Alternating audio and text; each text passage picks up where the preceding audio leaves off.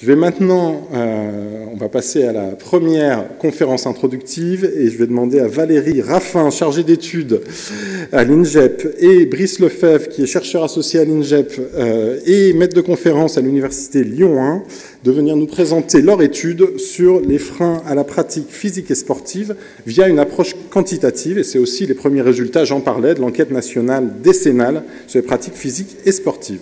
Et je vous souhaite surtout de très bonnes rencontres de l'INGEP à toutes et tous. Très bonne journée. Bonjour à toutes et à tous. C'est avec un plaisir non dissimulé que nous allons, avec Valérie, vous présenter les premiers résultats de l'enquête nationale de statistiques publiques sur les pratiques physiques et sportives en France. Alors, on a choisi un petit contre-pied. On nous a déjà fait la remarque qu'en fait, on s'intéressait, l'objet de l'enquête, c'est quand même la sportivité des populations. Et on a fait un petit contre-pied ici en s'intéressant tout d'abord pour la première publication au public éloigné de la pratique. Et typiquement, c'est le genre de public qui répond beaucoup moins aux enquêtes que le sportif, le noyau dur des sportifs. Donc on a essayé d'éviter d'être trop ethnocentrique sur ce point. Et l'enquête de statistiques publiques, avec notamment les moyens de l'INSEE, permet de pouvoir mesurer la sportivité actuelle, qui est de plus en plus complexe à mesurer, compte tenu de la massification et de la diversification des activités physiques et sportives. Donc il y a déjà eu une vague en 2000, une en 2010, et là, troisième enquête de statistiques publiques en 2020, avec l'utilisation d'une définition très inclusive de la pratique physique et sportive. Elle est très ouverte, mais elle a son importance, notamment lorsqu'on observe les publics éloignés de la pratique physique et sportive. Exemple, lorsque les personnes déclarent marche-balade, on n'a pas du tout le même profil social que lorsqu'une personne vous déclare randonnée pédestre. Ça, c'est le premier point. Deuxième point, on est attaché à analyser un continuum des personnes qui ne font aucune pratique, qui ne déclarent aucune activité physique et sportive, aucune activité utilitaire, à celles qui en déclarent beaucoup au noyau dur des sportifs. De voir, par exemple, une personne qui va vous déclarer zéro pratique sportive, une activité utilitaire, une pratique sportive, une activité utilitaire, etc., jusqu'aux plus pratiquants. Autre chose, vous avez la question d'entrée du questionnaire qui a été maintenue, qui est très très large. Au cours des 12 derniers mois, vous faites même occasionnellement, y compris pendant vos vacances, des activités physiques et sportives en dehors des cours obligatoires d'EPS à l'école. Donc on a maintenu ça. Ça nous a permis en 2010 d'avoir 280 activités différentes citées. Et là, pour 2020, on en est à plus de 400. Donc vous imaginez bien que c'est assez compliqué d'étudier ce genre de milieu. Le cas théorique, il est plutôt sociologie de la culture, avec une analyse des portefeuilles de pratique des personnes, le nombre de pratiques, le type de pratique et les façons de pratiquer. Ça, on l'a pour chaque individu, ce qui veut dire qu'on peut construire différentes définitions en fonction de ce qu'on souhaite étudier.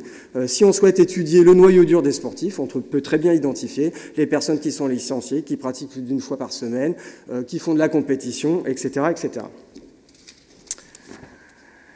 Ensuite, au niveau de la méthode, je vais passer rapidement. On a le plus gros échantillon qui a été fait sur une enquête de statistiques publiques, avec 12 000 individus. Le champ, c'est 15 ans et plus. Alors, on n'a pas de borne supérieure, et c'est ce qui nous a été demandé pour analyser notamment les seniors et les plus âgés. Chose intéressante par rapport à l'interrogation des publics éloignés de la pratique, on a une enquête multimode. On a d'abord interrogé les gens par Internet, ensuite par téléphone, et pour ceux qui ne répondaient pas, on a fait définition avec un questionnaire papier. Et les commissions qui nous ont donné des labels, des autorisations de statistiques publiques, nous ont donné le caractère obligatoire, c'est-à-dire qu'on pouvait demander fortement aux gens de répondre à l'enquête, comme le recensement. Et ça, c'est très important pour avoir une qualité d'échantillon qui permette d'inclure des peu et non pratiquants. Le périmètre de l'étude, alors ce qu'on va vous présenter, c'est à la fois ce qui est issu de la première question, et on a une question de relance en assisté avec 80 APS, et la présentation qui va vous être faite est sur le cumulé du spontané et de l'assisté. Et in fine, on a un échantillon représentatif de l'ensemble des Français âgés de 15 ans et plus. Je vais passer pour des données globales sur les pratiques physiques et sportives, les premières données. La parole à Valérie. Merci, bonjour. En effet, avant d'entrer dans le vif du sujet qui nous occupe cette journée, il nous a paru important de vous présenter des premiers résultats en exclusivité de notre enquête concernant la pratique sportive. Alors que ce soit en loisirs ou à des fins utilitaires, c'est-à-dire pour se déplacer, en 2020, 9 personnes sur 10 âgées de 15 ans et plus vivant en France ont eu au moins une fois dans l'année une activité physique ou sportive hors confinement. Si on a 5% des personnes qui nous disent pratiquer leurs activités uniquement pendant les vacances, on voit que près des 2 tiers déclarent en faire au moins une fois par semaine, et près de 20% ont une pratique moins régulière. Alors, ça reste à préciser et à fiabiliser par rapport donc aux évolutions de méthodes qu'on a connues pour l'édition 2020 et également par rapport aux difficultés qu'on a pu rencontrer sur le terrain justement par rapport au confinement, mais on voit que ces ordres de grandeur sont similaires à ceux qu'on avait constatés en 2010.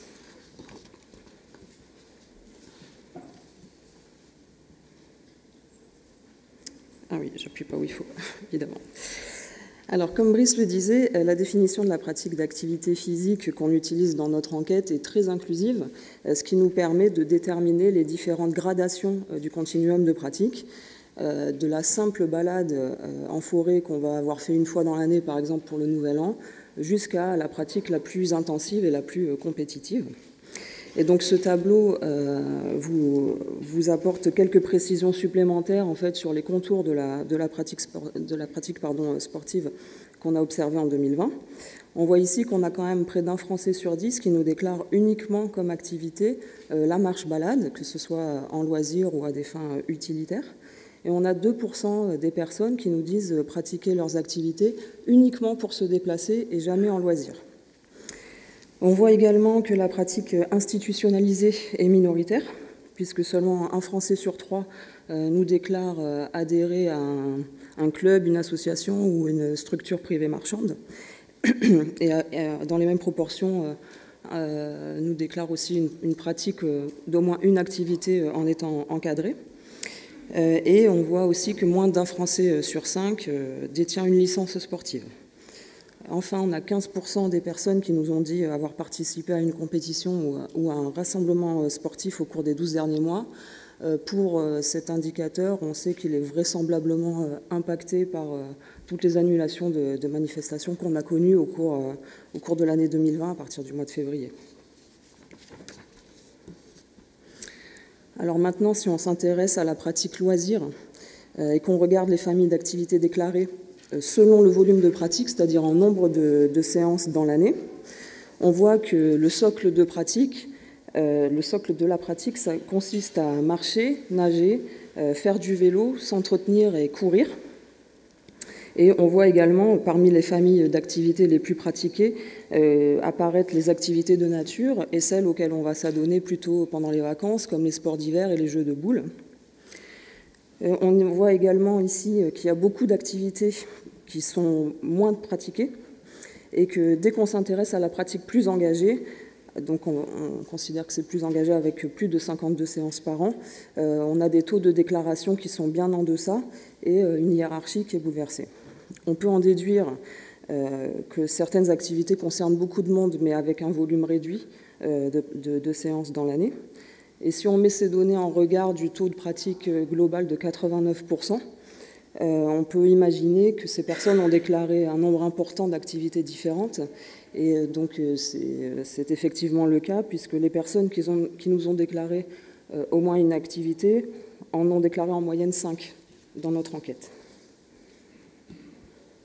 Voilà ce qu'on pouvait vous dire sur les contours de la pratique sportive. On va maintenant passer donc aux personnes cibles de notre journée, les publics éloignés de la pratique. Alors, en miroir des résultats que je viens de vous présenter, on a 11% des personnes âgées de 15 ans et plus vivant en France qui ont déclaré en 2020 n'avoir eu aucune activité physique ou sportive au cours des 12 derniers mois hors confinement, pas même pour se déplacer. Et on a 14% de personnes qu'on peut considérer comme peu pratiquantes, peu engagées en fait en termes de volume de pratique, avec 1 à 52 séances dans l'année.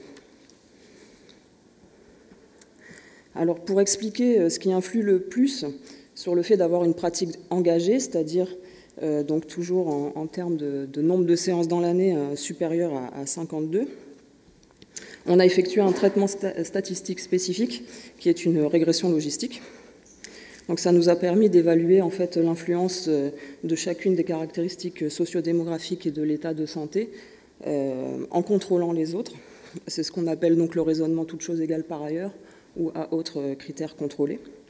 Et on a ensuite classé les caractéristiques par ordre d'influence afin d'obtenir des résultats qui soient un peu plus parlants et plus faciles à interpréter et comprendre. Donc ce qu'on voit sur ce graphique, qui est un beau patchwork, c'est qu'il y a de grands facteurs d'influence et également que les influences sont multiples. On voit que ce qui influe le plus, eh bien, c'est le fait d'être en bonne ou très bonne santé, d'être jeune et d'être un homme. Ensuite, avoir des enfants au domicile, donc vivre avec des enfants, influence positivement la probabilité de déclarer plus de 52 séances d'APS loisirs dans l'enquête. Et ici, on ne parle pas que d'enfants en bas âge, en fait. L'enquête, elle s'adresse donc à 15 ans et plus, donc c'est le fait d'avoir ses propres enfants à la maison, quel que soit leur âge, le fait d'avoir les enfants de son conjoint, mais également peut-être des frères et sœurs pour les plus jeunes. Ensuite, à des niveaux similaires, on voit qu'avoir eu un père ou une mère sportive durant l'enfance ou l'adolescence a aussi une influence. Le fait d'avoir un diplôme supérieur au bac, ainsi qu'un IMC qui indique une corpulence normale, faire partie des catégories socio-professionnelles les plus favorisées et vivre dans un foyer qui n'a pas de difficultés financières. Donc ça influe, mais à un niveau un peu moins important. Et donc à un niveau encore un peu moins important, le fait de vivre dans une agglomération de 100 000 habitants ou plus va influencer la pratique engagée. Le fait de vivre en couple, également le fait de ne pas vivre en quartier prioritaire de la politique de la ville, et aussi le fait d'être actif sur le marché du travail. Et enfin, de manière tout à fait minime par rapport aux autres caractéristiques, la région peut aussi avoir un effet sur la pratique engagée. Alors, on vient de voir que l'âge avait été un déterminant important de la pratique engagée. Sur ce graphique, ce que vous voyez, c'est l'effet de l'âge, justement, toutes choses égales par ailleurs, sur la probabilité de déclarer plus de 52 séances d'APS loisirs dans l'année. On peut observer ainsi 4 séquences au fil de l'âge. D'abord, une pratique engagée très fréquente chez les plus jeunes, à plus de 90%. Puis une première inflexion autour de 30 ans, avec l'installation dans la vie active, la mise en couple et certainement l'arrivée des premiers enfants. Et on a un plateau à ce niveau autour de 70-80% tout au long de la vie active. Puis une seconde inflexion au moment de la retraite, qui amorce une chute à partir de 70 ans, les problèmes de santé devenant alors plus importants, pour arriver autour de 25%, donc à 90 ans. Et alors, quand on regarde certains indicateurs de la situation sociale ou de l'état de santé selon le profil de pratique, on voit en fait que moins on pratique, plus on se dit en mauvaise ou très mauvaise santé, plus on est une femme, plus on est sans diplôme ou avec un diplôme inférieur au bac, et plus on réside en QPV. On voit que les différences les plus fortes portent sur l'état de santé et la résidence en QPV, justement. Sur l'état de santé, la part de personnes se disant en mauvaise ou très mauvaise santé est près de 7 fois supérieure parmi les non-pratiquants par rapport aux pratiquants engagés. Et on passe, en termes de résidence en QPV, on passe du simple au double entre les pratiquants engagés et les non-pratiquants. Alors, ces personnes qu'on considère peu engagées dans la pratique sportive ont pu nous déclarer quels étaient les freins qui les empêchaient d'avoir une pratique ou d'avoir plus de pratique. Donc je laisse la parole à Brice pour en dire un peu plus sur ce sujet. Donc ici, on raisonne sur la population des peu et pas pratiquants. Donc il y a le comité scientifique qui a défini 15 freins qui ont été déclarés. Donc le premier, ça a été à environ un tiers la santé. Pour un quart environ, le fait d'avoir ou d'avoir eu un métier pénible physiquement. Toujours un quart, le fait de ne pas arriver à s'y mettre. Et de ne pas aimer, de ne pas avoir d'intérêt pour le sport. Et à environ un cinquième, la pratique d'autres activités qui sont en concurrence, bricolage, jardinage, cinéma, lecture, etc. Le fait que ce soit trop cher, et également les contraintes familiales et professionnelles. Donc à partir de là, dans ce maquis de freins, ce qu'on a essayé de faire, c'est d'identifier les individus qui déclaraient des freins similaires, d'identifier différentes familles à partir des freins. Donc on a fait une classification statistique qui donne ceci. Donc 5 familles ont été identifiées. La première, c'est la déclaration de la santé fragile, à 26%. La seconde, différents items concernant les difficultés de sociabilité.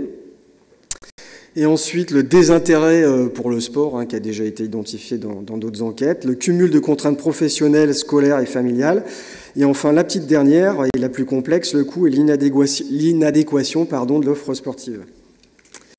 Donc ce que je vais vous décrire, ce sont plus en détail ces classes. Donc là, c'est la sous-population des peu et pas pratiquants. Pour chaque classe, je vais vous montrer les différentes caractéristiques qui sont caractéristiques de la classe relativement aux personnes qui n'appartiennent pas à cette classe, chez les peu et pas pratiquants.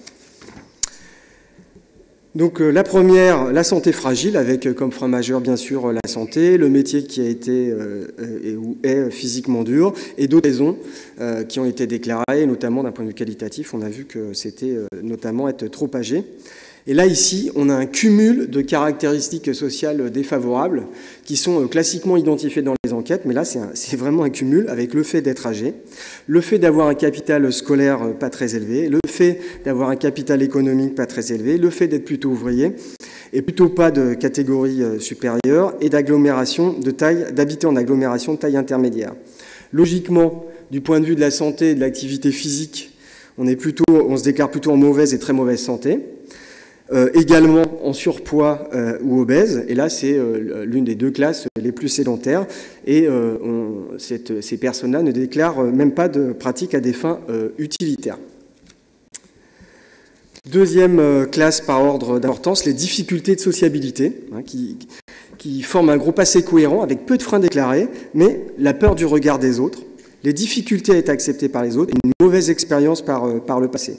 Là ici on a des personnes plutôt âgées, inactifs ou retraités ou qui n'ont pas travaillé, qui ne sont pas en couple, qui n'ont pas d'enfants au domicile et qui ont un capital scolaire peu élevé.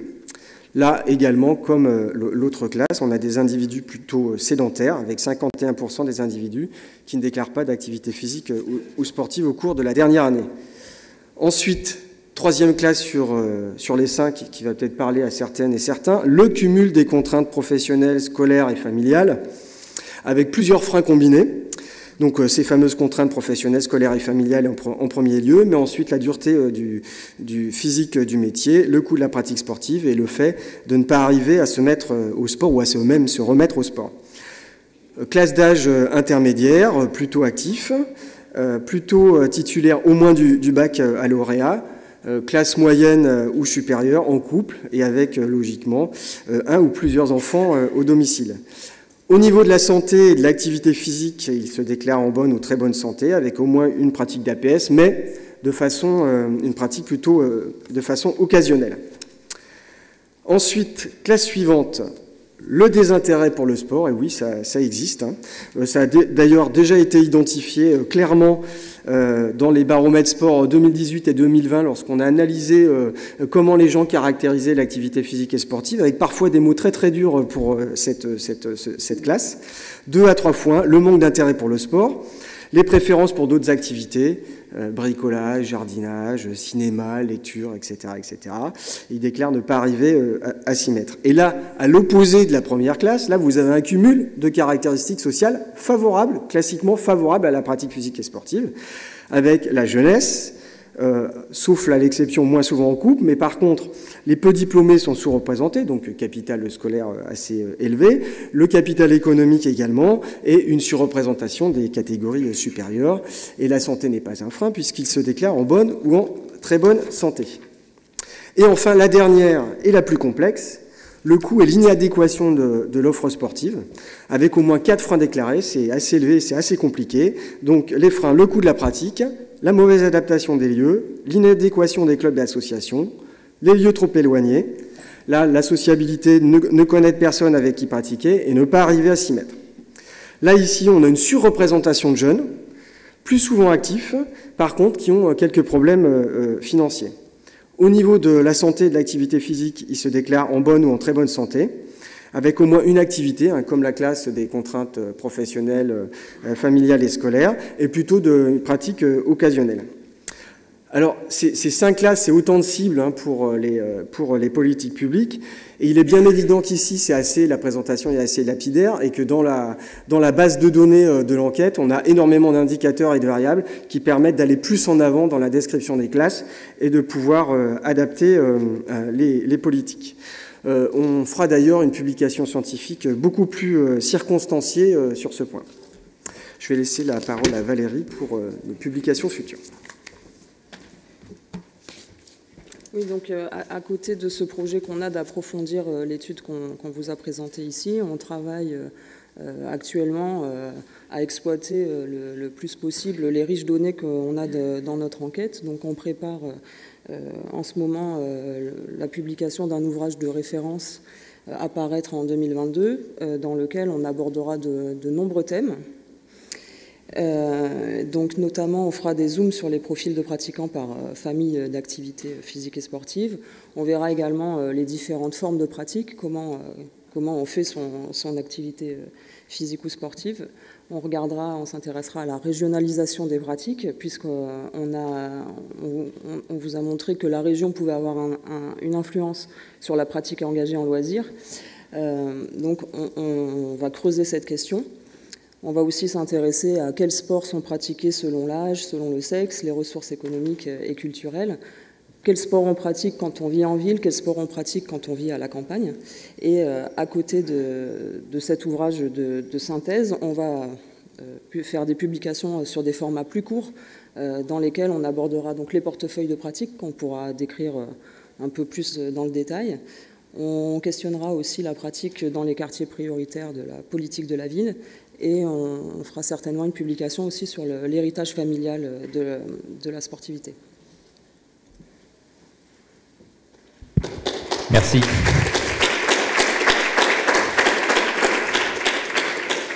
Merci beaucoup Valérie et Brice pour la présentation de ces premiers résultats très instructifs tirés de l'enquête nationale sur les pratiques physiques et sportives.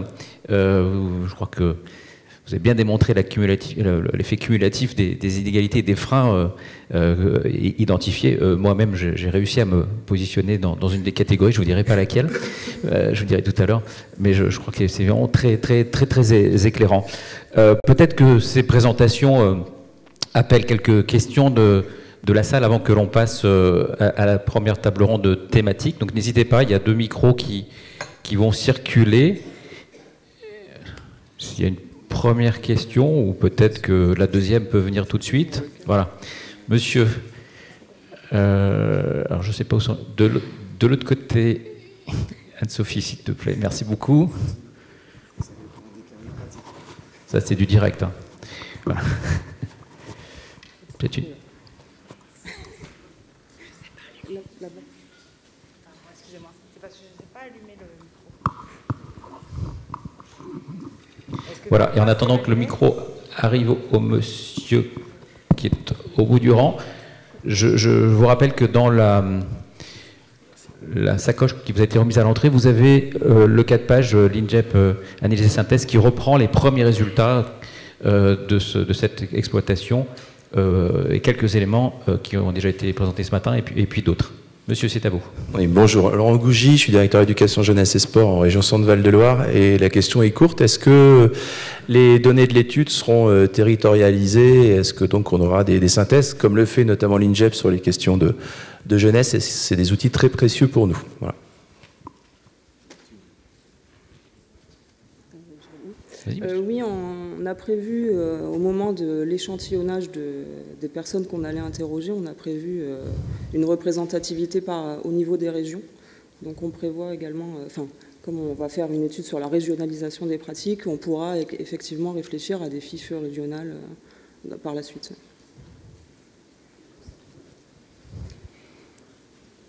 Bon, oui, alors on me souffle d'évoquer aussi l'existence de Cartostat, voilà, qui peut déjà répondre à certaines questions que vous pouvez avoir, qui a des données régionalisées, notamment sur les inscriptions la prise de licence, excusez-moi, les inscriptions en club et fédération. Madame, je vous en prie. Oui, Sophie Chipon de la Fédération française de randonnée pédestre. Dans tous les schémas que vous nous avez présentés, j'ai peut-être pas eu le temps de faire la synthèse, mais vous allez nous aider à mieux comprendre. Visiblement, le lien entre sport et santé est problématique.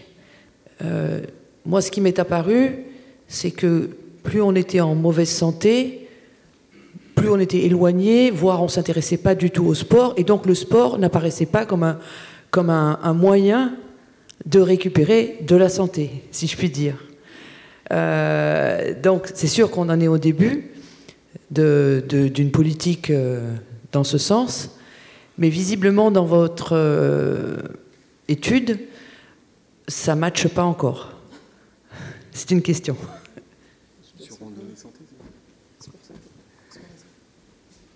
Sur sport et santé, oui, mais en fait, là, c'est l'œuf ou la poule aussi. Hein. Enfin, on a vu le même problème dans une enquête sur l'Île-de-France, c'est-à-dire, est-ce que c'est parce qu'on est en mauvaise santé qu'on ne fait pas de sport et inversement, quoi. Par rapport à la santé, là, on vous a pas présenté les activités, mais on peut les lier. On peut, dans le détail, lier les pratiques notamment de marche et de randonnée à l'état de santé, des personnes.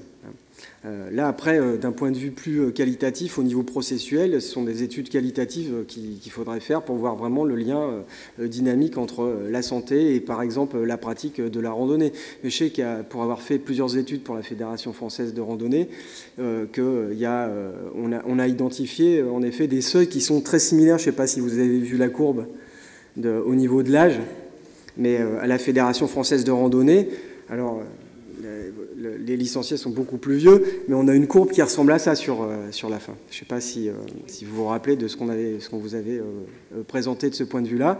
Et c'est vrai qu'il y a ce fameux seuil des 70 ans par rapport à la santé qui a questionné.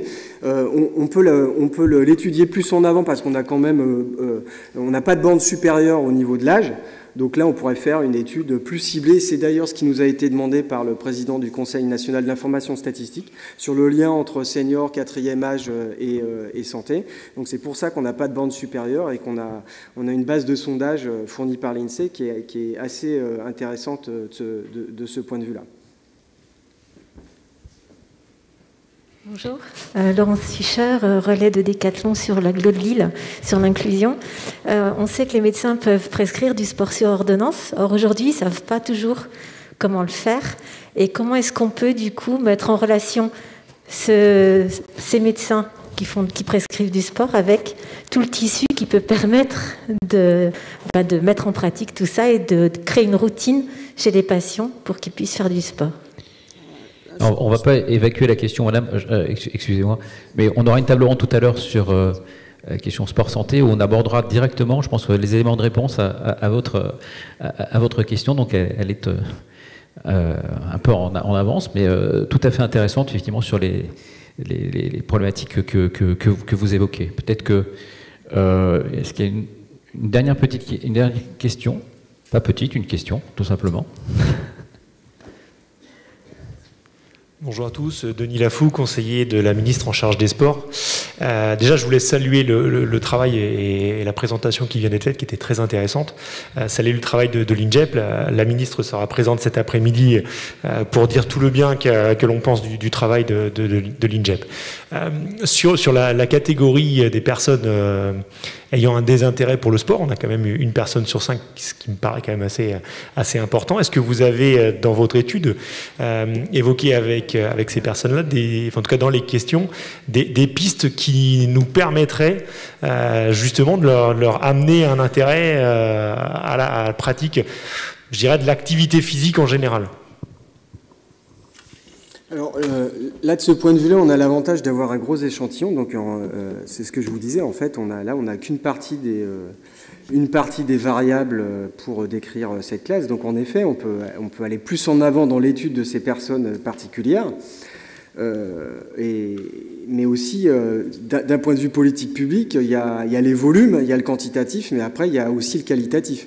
C'est-à-dire se baser, peut-être faire une typologie à l'intérieur de cette classe, on va dire, et puis après aller faire un travail qualitatif pour étudier les choses plus en détail. Parce que honnêtement, là, on a une grosse enquête quantitative, mais après sur les processus, etc., là, il faut faire une articulation entre quantitatif et qualitatif. Par contre, ce qui est quand même dit dans cette typologie, c'est que la pratique physique et sportive, c'est aussi de la sociabilité. C'est-à-dire qu'il ne suffit pas de... Enfin, c'est pas seulement un problème d'équipement, en fait, de lieux trop éloignés, etc., etc.